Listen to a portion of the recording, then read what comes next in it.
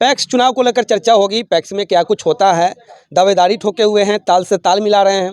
चलिए, बहुत बहुत स्वागत है आप। मेरा नाम हरिशंकर प्रसाद हुआ। मैं मैदान से यहाँ पैक्स कल्याणपुर प्रखंड अंतर्गत मैं चुनाव लड़ रहा हूँ पैक्स का। सबसे पहला सवाल यही रहेगा कि पैक्स होता क्या है, यह होता किन के लिए है, क्या कुछ सुविधाएं मिलती है? पैक्स एक्चुअली किसानों के संगठन के है।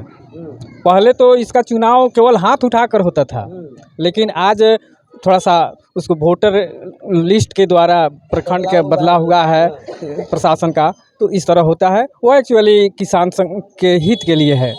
जो पैक्स में मिलता क्या है? पैक्स में आज के डेट में सरकार तो बहुत कुछ दिया है। खेती करने के लिए आपको ट्रैक्टर दिया है, थ्रेसर दिया है, और आपको बावा के समय आपको खाद देता है, बीज देता है, रबी फसल के समय भी बीज उज देता है। तो ये सारी समान सुविधाएं फ्री कॉस्ट होती है या किसी उचित रेट पे मिलती है? उचित रेट पर सब मिलता है। सरकारी रेट जिसको कहा जाता है, उचित रेट पर ही मिलता है। धान अधिप्राप्ति यानी धान खरीदने की क्या कुछ प्रक्रियाएं है, कैसे क्या होता है? धान खरीदने के लिए गवर्नमेंट 2300 कुछ रुपया फिक्स किया है, लेकिन एक्चुअली लोग कोई यहाँ के अगल बगल के पैक्स वाला नहीं खरीदता है। वह जो मार्केट में अगर बनिया खरीद रहा है 1800, तो वह 1900 रुपये खरीद लेंगे। उचित रेट नहीं मिलता है, समय पर पैसा नहीं मिलता है। समय पर पैसा नहीं मिलता है।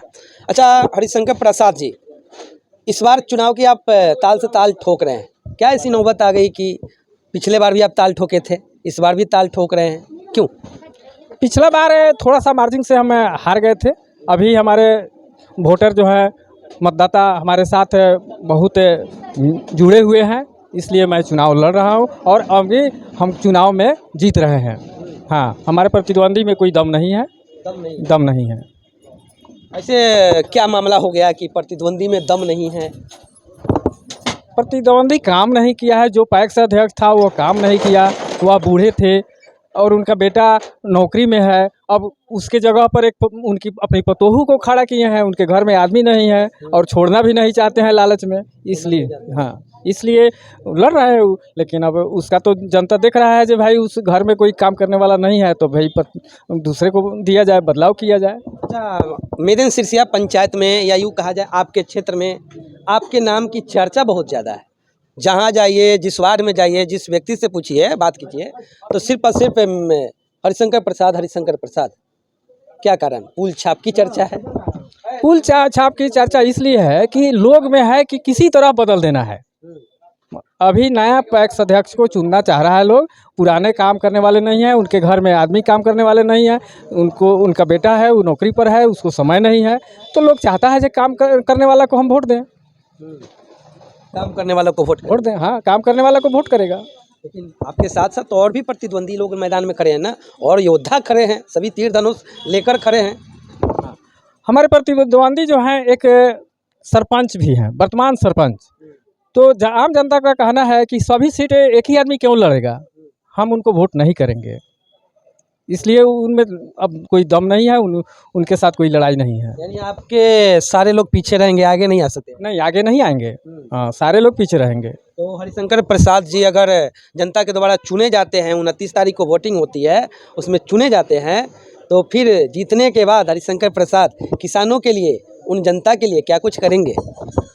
29 तारीख को जब वोट होगा, 30 तारीख को गिनती होगी और मैं जीत रहा हूँ, जीतूंगा, तो मैं किसानों के हित का काम करूंगा। किसानों का जो भी सामान आएगा, जो भी उसका गेहूं का दौनी हो या खेती जोत का हो, उचित रेट पर उसका काम होगा। हाँ, और समय पर होगा। धान कहाँ बेचेगा किसान? धान मेरे यहाँ बेचेगा, मैं गवर्नमेंट को दूंगा और उचित रेट पर लूँगा, और उचित रेट मैं उचित समय पर हम उसका पेमेंट भी करूँगा। जनता कैसे विश्वास करे? जनता को तो विश्वास करना होगा, अब चूँकि उसी जनता के बीच के बहुत दिन से हम हैं, तो हमको देख रहा है कि कैसा लोग हैं। हम बहुत दिन से उनके साथ हैं, तो जनता तो देख रही है कि हाँ, ईमानदार हैं, अच्छे लोग हैं, बहुत कर्मठ हैं। अच्छा, तो इस बार जो 29 तारीख को, जो 29 नवंबर को वोट होगा मेदन सिरसिया गांव में विभिन्न बूथ स्तरों पर, तो जनता किस छाप पर जाकर अपना मोहर लगाएगी?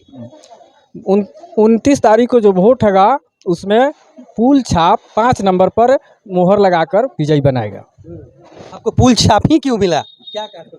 देखिए, लोगों में बहुत दूरी बन गया है, उसको दूरी को मिटाने के लिए मुझे पुल छाप मिला, जो दोनों दूरी को पटा दे और सबको एक साथ लेकर चले। इसके लिए पुल छाप मुझे मिला। ऐसा सुनने में आता है कि आपकी जो मेदन सिरसिया पंचायत है, बम नहर जिसको बोलते हैं आपके क्षेत्र में, कुछ इस पार है कुछ उस पार है, दोनों तरफ हैं, इसीलिए बीच का मझधार को कम करने के लिए पुल मिला है। हाँ, मेरा जो पुल छाप है ठीक है, मेदन सिरसिया पंचायत के बीचों बीच नहर का बड़ा नहर है, उसमें आने जाने में दिक्कत हुआ तो पुल बना है।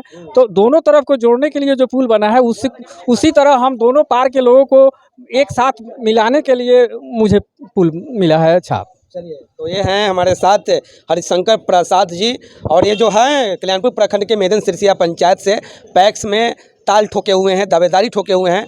29 नवंबर को वोटिंग होने वाली है, इनको पुल छाप मिला हुआ है। इस पार की जनता उस पार की जनता को आने जाने में जिस तरह से कठिनाइयाँ होती है, उसके लिए पुल का निर्माण किया जाता है। उसी तरह पैक्स में जिस प्रकार से लाभ नहीं मिल पाता है, उन सारे लाभों को जनता तक पहुँचाने के लिए हरिशंकर प्रसाद जी का जो है पुल छाप मिला हुआ है।